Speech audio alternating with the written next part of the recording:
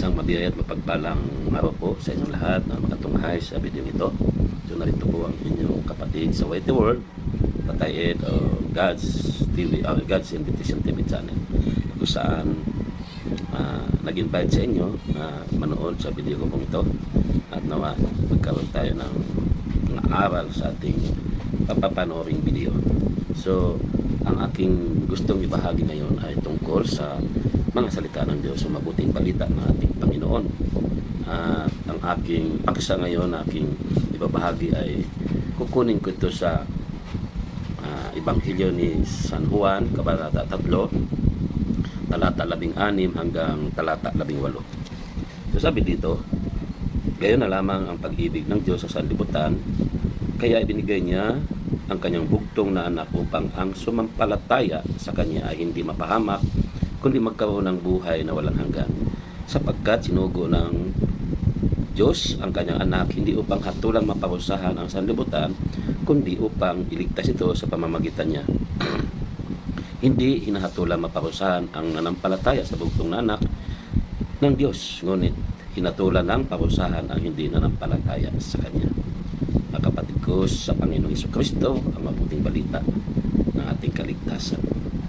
So, inulit ko, ang gusto kong ibabahagi ngayon ay ang tungkol sa mabuting balita at sa mga salita ng Diyos. So sa ating pagbasa ngayon, ang aking ibabahagi, pamagat ng topic o paksa nating pag-aaralan o pagninilay-nilayan ay pamagatan ko pong ang mensahe ng pag-uusap o the message of conversation. Alam niyo po ba na sa bawat pakipag-usap natin sa ating kapwa o sino mang kausap natin ay meron tayong mga aral na nakukuha sa anumang kausap natin o sa sino mang naging kausap natin. Meron tayong makukuha mga aral o mensahe katulad ng ebanghelyo nating tinunghayan, na kung saan ang ebanghelyo ito ay resulta ng pag-uusap ng Panginoong Jesucristo at ni Nicodemo. Resulta ito ng mga katanungan ni Nicodemo sa Panginoong Hesus. At kung ating balikan ang John 3 verse 1 hanggang pataas bago dumating sa ating binasang John 3:16 hanggang 18, ating makikita dyan na nag-uusap ang Panginoong Kristo at si Nicodemo. So ito ngayon nga po sinasabi ko ay resulta ng kanilang pag-uusap. So ang mensahe ng kanilang pag-uusap ay ito ngayon ang ating pag-uusapan o pagnilayan. Ano ba ang mensaheng ipinakita sa kanilang pag-uusap? Una, ang ipinakita dito ay ang sakripisyo na ginawa ni Jesus. The sacrifice of Jesus. Sabi nga, ulitin ko ang pagbasa sa talata 16. Gayon na lamang ang pag-ibig ng Diyos sa sanlibutan, kaya binigay niya ang kanyang bugtong na anak upang ang sumampalataya sa kanya hindi mapahamak, kundi magkaroon ng buhay na walang hanggan. So dito ipinakita na may gagawing sakripisyo ang Panginoong Hesus. Ano yung sakripisyo gagawin? Na ibinigay siya ng Ama upang ang sinumang sumampalataya at ay hindi mapapahamak, kundi magkaroon ng buhay na walang hanggan. So bababa ang Panginoong Jesucristo mula sa langit papunta dito sa lupa upang gampanan ang misyon na ipinagkatiwala sa kanya ng Ama. So isang sakripisyo ang kanyang gagawin. Sakripisyo upang magkaroon tayo ng buhay na walang hanggan. So ang gagawin sakripisyo ni Jesus, ulitin ko, ay ang pagbaba niya mula sa langit. Pagbaba niya sa lupa ay mula sa langit at harapin niya ang iba't ibang panlalait ng mga tao. Harapin niya ang rejection sa kanya at higit sa lahat ang kanyang gagawing sakripisyo, ang kamatayan doon sa krus ng Kalbaryo. So ang dahilan sa gawa niyang sakripisyo upang maging malaya tayo sa kasalanan. Dahil si Kristo ang tapat na una nagbuhay sa mga patay at hari ng mga hari sa lupa. So inibig niya tayo at sa kanyang pagkamatay ay pinalaya niya tayo mula sa ating mga kasalanan. Yan po ang nakalagay sa Revelation chapter 1 verse 5. So yan ang ating nakikita dyan mga kapatid ko sa Panginoon, nagagawin niya ang sakripisyo. At ito ang mensahe ng kanilang pag-uusap ni Nicodemo sa oras na yun. Tandaan natin ang senaryong ito ay hindi pa dumating ang panahon na kung saan gagawin ng Panginoong Kristo o harapin niya ang kanyang kamatayan doon sa krus ng Kalbaryo. Ito papunta pa lang, pasimula pa lang siya halos sa kanyang ministry ito. So ito mga kapatid ko sa Panginoon, so kung sa kanilang pag-uusap, ulitin ko, ito ang ibinigay na mensahe ng Panginoon Kristo kay Nicodemo sa oras na yun ang kanilang pag-uusap. At ganun din sa ating panahon na kung ating intindihin, ganun na nga na mayroong mensahe, ang mensahe walang iba ay ang sakripisyong ginawa ni Jesus. Anong ibig ko sabihin? Dapat lang na pahalagahan natin ang sakripisyong ginawa ng Panginoon. Dapat bigyan natin ng halaga na hindi natin ito baliwalain. Anong ibig ko sabihin? Kung ano yung sakripisyong ginawa ng Panginoon upang ikaw ay ligtas, upang tayo ay maligtas, dapat gawin natin ang gusto ng Panginoon, ang gusto ng Diyos, na makasunod tayo sa Kanyang kalooban. Masunod natin ang mga itinuturo sa atin ng Panginoon.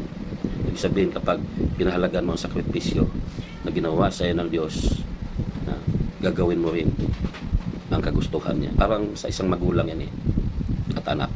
Pag ang anak, pinahalagahan niya ang sakripisyong ginawa ng kanyang mga magulang, gagawin din ng anak na masunod ang kalooban ng kanyang mga magulang. Diba? Ang sakripisyo na ginagawa ng mga magulang ay mapagpaaral ang mga anak at gagawin nila ang lahat. May binta man ang mga ari-arian o ano pa mang mayroon ang mga magulang ay gagawin, isakripisyo ang anumang meron sila para lang makapagtapos ang mga anak. At yan ay pagpapakita yan ng malaking pagmamahal sa kanya mga anak. At ganoon din ang Diyos sa atin. Kaya nga, pahalagahan natin ang ginagawa ng sakripisyo ng ating Panginoong Diyos na walang iba, ang ating Panginoon Kristo. At ang pangalawa, ang mensahe ng kanilang pag-uusap ay ang pag-ibig ng Diyos.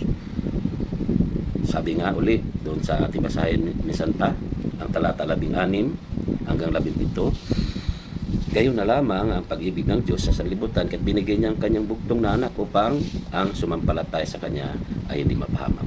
Kundi magkaroon ng buhay na walang hanggan sapagkat sinugo ng Diyos ang kanyang anak hindi upang hatulang maparusahan ang sanlibutan kundi upang iligtas ito sa pamamagitan niya. So isa ito sa larawan o mensahe ng kanilang pag-uusap. Pag-uusap nila ni Nicodemo at ng Panginoong Kristo, inalarawan ang mensahe ito at ito'y ipinakita kung gaano kalaki ang pag-ibig ng Diyos sa sangkatauhan. Ang sinasabing sanlibutan, baka mamaya meron pang hindi nakakaintindi sa bagay na ito, yung ang sanlibutang tinutukoy, yung sinasabing gayon na lamang ang pag-ibig ng Diyos sa sanlibutan, ito yung sanlibutan na kung saan tayo ang tinutukoy, sangkatauhan na minahal ng Diyos, nilikha ng Diyos. Kasi tatlong uri ng sanlibutan ang binabanggit sa Biblia. Ang unang tinatawag na sanlibutan, yung physical world, kung saan nilikha ng Diyos ang sanlibutan sa loob ng, lagyan natin kasama na ang tao ay ginawa niya sa 6 na araw.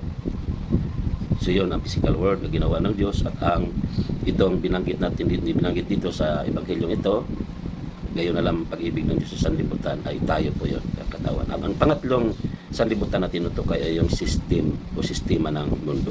Kaya nga sabi, huwag na kayong umayan sa takbo ng mundo ito. So yan, tatlong yan. So kailangan na maliwanag na maintindihan natin kung sino yung sanlibutan na tinutukoy dito sa ating tinunghayang pagbasa. So tayo po yun. So grabe ang pagmamahal sa atin ng Diyos. Sa pamagitan ng Panginoong Hesus, hindi tayo mapapahamak. Sabi nga niya diyan sa John 10:9, no? I am the gate. Ako ang pintuan. Ako ang pintuan ng sinumang pumapasok sa pamagitan ko'y maligtas. Kung maliligtas, papasok siya at lalabas at makakatagpo ng pastulan. So siya ang pintuan na dapat nating pasukan. Na diyan tayo papasok sa pintuan yan. Dahil nga walang ibang daan kundi sa pamagitan lang ng Panginoon Kristo. Sa pag-isa pang sinabi ng Panginoon, I am the good shepherd o ako ang mabuting pastor. John 10:11. Ako ang mabuting pastol, inaalay ng mabuting pastol ang kanyang buhay para sa mga tupa. So grabe ang pag-ibig ng Diyos. No? Pag-ibig ng Diyos sa atin. At makita na walang higit pa sa pag-ibig ng Diyos sa atin. Wala nang makakahigit pa. Walang pag-ibig na higit pa sa pag-ibig ng isang taong nag-alay ng kanyang buhay para sa kanyang kaibigan. Ayan yan sa John 15:13. No? Sinabi doon, pero sa tao, kaya magbigay ng kanyang buhay doon sa kanyang kaibigan o sa sino pa mang mga mahal niya sa buhay. Pero ang ating Panginoon, ang Diyos, ay ibinigay niya kahit doon sa kanyang kaaway. Hindi lang sa kaibigan, hindi lang sa kanyang mga mahal sa buhay. So yan po ang pangalawang ipinapakita dito, no? Gaano kalaki ang mensahe ng kanilang pag-usap ay ang dakilang pag-ibig ng Diyos. The love, God, ang pag-ibig ng Diyos na walang kapantay, walang makakahigit pa. So ang pangatlong mensahe ng kanilang pag-usap naman ay ang pananalig ng tao, the faith of a man. At sabi nga sa talata 18, nating tinunghayan, ang sinumang nanalig kay Kristo Jesus o ang sinumang nanalig kay Jesus ay hindi mapapahamak. Dahil hindi hatulan ang sinumang nananalig kay Jesus. Amen. Sabi nga sa John 8:12, muling nagsalita si Jesus sa mga tao. Wika niya, ako ang ilaw ng sanlibutan, ang sumusunod sa akin ay magkaroon ng ilaw at bibigay buhat di nalalakad sa kadiliman. So ang mga taong nagkaroon ng pananampalataya sa ating Panginoon ay nagsasabuhay ng mga salita ng Diyos. At mula sa kadiliman ng buhay ay lilipat doon sa buhay na may kaliwanagan. Pagbabago. At ang mga taong na sinasabing mayroong pananalig sa ating Panginoon, may pananalig sa anak ng tao, sa bugtong na anak ng Diyos, ay magkaroon ng buhay na walang hanggan. At tandaan natin, ating balikan ang pagbasa, sabi doon sa talata 18, hindi hinatulang maparusahan ang nanampalataya sa bugtong na anak ng Diyos. O hindi tayo mapaparusahan kung mayroon tayong pananampalataya sa bugtong na anak ng Diyos. E paano yung mga hindi kumikilala sa Panginoong Jesucristo bilang Diyos? Paano yung mga hindi kumikilala sa Panginoong Jesucristo na gusto lang na doon direkta sila sa Ama? Ako'y katanungan lang po ito, no? Hindi ako nanghusga. Sabi doon, hindi hatulang maparusahan ang nanampalataya sa bugtong na anak ng Diyos. E paano kung hindi mo kinikilala ang anak ng Diyos? E wala namang sinasabi doon na kailangan dumiretso ka sa Ama. At ang malinaw na nakalagay sa Biblia, sabi ng Panginoon, I am the way, siya ang daan. Walang makapupunta sa Ama kundi sa pamamagitan ko. So yun po ay paano na lang. Di ba? So yan mga kapatid ko sa Panginoon, na masasabi ko, at mapaparusahan ang hindi sumampalataya. Saan ba tayo? Sa mapaparusahan o hindi mapaparusahan? Dahil sabi dito, ngunit hinatulan ng parusahan ang hindi nanampalataya sa Kanya. Sino ba ito mga hindi nanampalataya? Yung mga taong alipin ng takot, mga taong takot na mawalan ng kanilang ari-arian, yung takot gumawa ng hakbang upang makatulong sa kapwa, yung takot na mawala ang kanilang pinaghihirapan. Sabi nga ng binatang mayaman, sabi pa, lumapit sa Panginoon. Ano daw ang kanyang gagawin upang makamit ang buhay na walang hanggan? Sabi ng Panginoon, gawin ang mga kautusan ng Diyos. Sabi naman ng binatang ito, nigawa na raw niya lahat, wala pang pagkabata niya. Ang sagot sa kanya ng Panginoon, meron ka pang isang kulang. Ibinta mo ang iyong ari-arian at ipamigay mo sa mga higit na nangailangan. Pero anong nangyari? Hindi kayang ibigay. Hindi niya kayang ibinta ang kanyang ari-arian. Umalis. No? So sa atin, sa panahon ngayon, maraming ganun. Maraming mga tao na hindi kaya nilang bitawan ang kanilang mga pinaghirapan, ang anumang meron sila. Bakit? Ito yung mga taong walang pagkilala sa Diyos, sa Panginoong Hesus, hindi kayang sundin ang inuutos ng Panginoon. So pag hindi mo kayang gawin, wala kang pananampalataya. Kung takot kang bitawan ang anumang meron ka, yan po ang isang pagpapatunay na wala kang pananalig sa salita ng Diyos. Dahil hindi mo pinaniwalaan na kapag ikaw nagbigay, ay ikaw ay pagpapalait. So yung mga takot, lalo na ngayon sa ating panahon ngayon na dumating ang virus na kung saan nagdala ng takot, pag alipin tayo ng takot, ay alipin tayo ng demonyo. Ang taong takot ay alipin ng demonyo. Diba? Mga taong takot gumawa na mabuti dahil ayaw nilang mawalan sa kanilang sarili mga meron sila, kung anong meron sila, walang pananalig sa Diyos. So ano mangyayari? Sabi dito, ngunit tinatulan ng parusahan ang hindi nanampalataya sa Kanya. So ito mga kapatid ko sa Panginoon, na ating dapat pagnilay-nilayan kung saan nga ba tayo. Ano ba ang tunay nating kalagayan sa ating panahon. Tandaan natin, sabi ng Panginoon sa isang mayaman din, na sabi niya, gagawa ko ng isang malaking kamalig at dito ko imbak ang aking mga kayamanan na ari-arian.